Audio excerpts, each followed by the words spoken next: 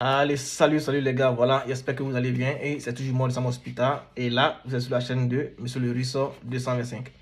Alors, donc, j'ai voulu ce matin vous faire une petite vidéo, voilà, parce qu'il y a des questions qui viennent à répétition et quand c'est comme ça, voilà, même si je ne peux pas répondre via WhatsApp, je vais comme ça essayer de répondre en vous envoyant un message et essayer aussi de donner quelques explications aux alentours pour que vous puissiez au moins vous-même essayer de prendre en charge et puis essayer de comprendre et avoir votre réponse. Voilà, donc j'ai essayé de recenser quelques questions. Voilà que je vais essayer de répondre. Alors, n'oubliez pas, dans un premier temps, si ce que je fais, vous rend un grand service, essayez de liker la vidéo. Essayez aussi de les partager à vos amis et tout ça pour que ceux qui en ont vraiment besoin puissent au moins être redirigés dans le bon sens. C'est ce qui est primordial. Donc, je voulais essayer de répondre à ces questions-là, mais je pose la question et moi-même je réponds. Comme ça, si vous pensez que les questions que je donne et les réponses que je donne ne reflètent pas vraiment ce que vous-même vous attendiez, essayez de poser vos questions ici déjà en commentaire. Je vais les recenser, voilà. Toutes les questions qui viennent à répétition, je vais les recenser et puis je vais aussi faire une telle vidéo pour vous répondre directement. Voilà, j'ai fait la vidéo parce qu'il y a plusieurs questions identiques. C'est pourquoi je fais la vidéo pour que tout le monde puisse avoir les mêmes titres et les mêmes informations. Voilà, donc la première question c'est quoi? La personne me demande est-ce qu'on peut mettre les traductions sans mettre les tests médicaux? Voilà, donc ça veut dire qu'on est dans quel contexte? On est dans le contexte où lorsque par exemple comme ça, vous finissez de remplir vos éléments, on vous demande de mettre les documents. Et pour mettre les documents, il y a deux tours. Il y a le premier tour et le second tour. Le premier tour, l'étudiant doit mettre comme ça ses documents, voilà. Et les documents ne sont pas obligatoirement traduits en langue russe. Les documents sont des documents soit en anglais ou bien en français. En tout cas, ce qui se passe dans votre pays. Parce que, comme je l'ai dit à chaque instant, dans un premier moment, c'est d'abord votre pays, d'abord qui va avoir vos documents et qui va dire que les documents que vous avez envoyés sont du vrai document avant que le gouvernement russe ne s'en charge, ne regarde la suite. Vous voyez, et le gouvernement russe va mieux voir la suite au second tour après sélection du premier tour. Vous comprenez? Voilà, donc ce que moi je suis en train de vous dire c'est quoi? C'est que dans un premier temps, suivez très bien, vous allez dans un premier temps voir ce que votre gouvernement dit. Si votre gouvernement dit de mettre les documents non traduits au premier tour et les documents traduits au second tour, parce que les documents traduits, la place c'est au second tour. Donc, si on vous demande de mettre et au premier tour et au second tour, à ce moment-là, vous mettez au second tour et au premier tour. Vous mettez les noms traduits au premier tour et vous mettez les traductions au second tour. Vous voyez. Maintenant, comment ça va se passer? Si vous regardez bien au second tour, vous allez voir qu'il y a l'espace là pour les documents traduits. Donc, vous pouvez mettre ça là-bas. Donc, vous n'êtes pas vraiment obligé de mettre d'abord, si vous devez commencer par un premier tour, vous ne mettez pas, et les tests médicaux, vous ne mettez pas aussi les traductions de documents. Donc, vous mettez seulement votre diplôme. Diplôme est relevé. Et les diplômes est relevé, vous n'êtes pas obligé de les coller, de les mettre ensemble. L'élément qui est là où on dit télécharger votre dossier, vous pouvez télécharger au moins 3-4 dossiers sur la même place. Voilà, donc vous mettez et les diplômes et les relevés de notes à la même place. Et en haut, vous mettez votre passeport ou bien la carte d'identité aussi à sa place. Voilà, et lorsque vous allez finir, vous allez envoyer ces documents-là à l'ambassade. Ça, c'est pour les pays qui demandent d'envoyer les documents pour vérification à l'ambassade. Vous envoyez les documents à l'ambassade. Et j'ai déjà dit que pour envoyer les documents à l'ambassade, vous mettez et le consentement et le dernier document où se trouve votre photo. Vous mettez ensemble et vous allez à l'ambassade. N'oubliez pas, c'est vrai qu'on fait des vidéos, mais on aide aussi ceux qui ne maîtrisent pas vraiment la procédure. On aide aussi ces personnes-là à pouvoir postuler et on suit ces personnes-là jusqu'à la fin. Voilà, donc ceux qui sont intéressés, vous pouvez me contacter inbox. Voilà, c'est mon numéro qui est là. On va vous suivre pour votre procédure. Ok, donc après ça, la personne me demande le format photo pour les profils. Le format photo, il n'y a pas vraiment de caractéristiques en tant que tel. Mais ce que moi je peux vous dire, vous pouvez prendre une photo fond unique. Voilà, fond blanc, c'est ce que tout le monde prend. Donc, lorsque vous allez prendre le fond blanc et que vous allez mettre sur la plateforme, vous allez voir que la plateforme même va essayer de déterminer si c'est une bonne photo ou pas. Maintenant, si vous pensez que la photo est trop large et que vous ne voulez pas l'utiliser, vous allez sur Resize Photo sur Google et vous allez redimensionner vos photos normalement et sans problème. Ok, donc on va poursuivre. La troisième question, est-ce que l'université d'accueil peut me faire le certificat médical pour que je puisse l'insérer directement?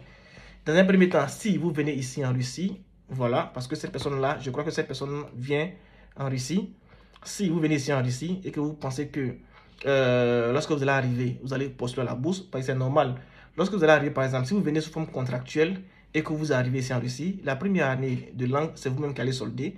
Et en même temps que vous êtes en année de langue, vous pouvez postuler pour l'année prochaine pour pouvoir suivre les cours de licence ou bien de master avec la bourse. Et c'est en ce moment-là que la bourse va agir. C'est-à-dire, lorsque vous allez finir de faire le cours de langue, lorsque vous allez faire la licence, c'est là que la bourse va agir si vous l'obtenez. Parce que je rappelle encore que la bourse que vous postulez actuellement, voilà, en novembre ou en décembre, cette bourse-là, ça va prendre effet le 1er septembre 2024. Donc, ceux qui seront sélectionnés, c'est pour le 1er septembre 2024. Alors, si vous cherchez à venir ici en Russie, peut-être en décembre, ou bien en février, ou bien en janvier, c'est pas avec cette bourse-là. La bourse que vous postulez maintenant, la bourse du gouvernement de Russie 2024, c'est pas avec cette bourse-là que vous allez venir en février ou bien en mars. Donc, soit vous venez vous-même de vos propres moyens. Voilà, si vraiment vous voulez venir à ce moment-là, vous venez de vos propres moyens. Et lorsque vous venez, vous allez postuler maintenant la bourse pour pouvoir l'utiliser l'année qui va suivre. C'est comme ça. Et j'ai dit aussi, si vous ne connaissez pas les universités aussi qui font des bourses internes, voilà, vous pouvez m'écrire inbox. On va essayer de vous suivre parce que les dates vont venir. Il y a des universités qui vont faire des bourses internes à partir de février, avril. Voilà, pour ceux qui veulent étudier déjà en septembre 2024, pour ceux qui veulent l'utiliser pour étudier en septembre 2024.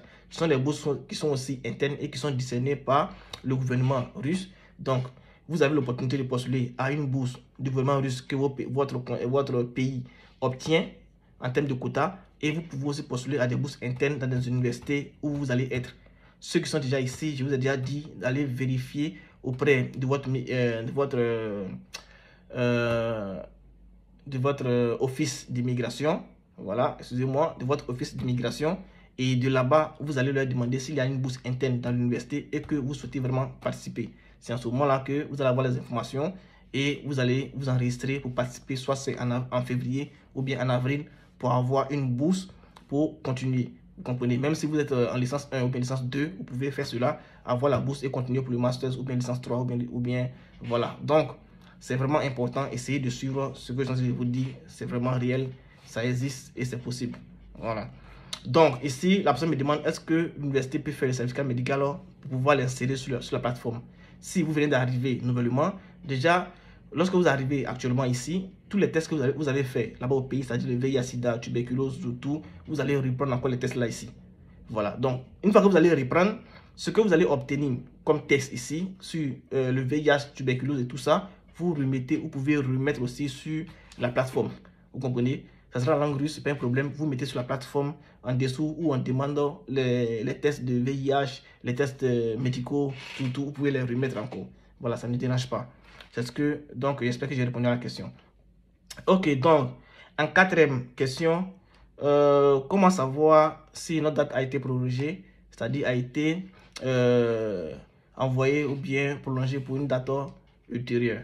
C'est assez simple que ça. Lorsque vous allez sur le site, déjà, lorsque vous allez vous enregistrer, si le site ne vous laisse pas passer, vous devez savoir que votre date est déjà